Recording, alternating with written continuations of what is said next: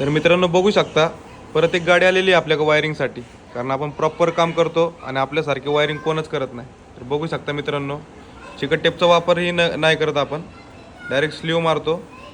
हे काम proper company to company होतं मित्रांनो. बघू शकता भाऊच्या हातात काम चालू आहे, तर प्रॉपर काम होतं. आणि हे झाल्यानंतर हे बघू शकता मित्रांनो कशा प्रकारे होत आहे. हा मग तेच विषय झाला माझा.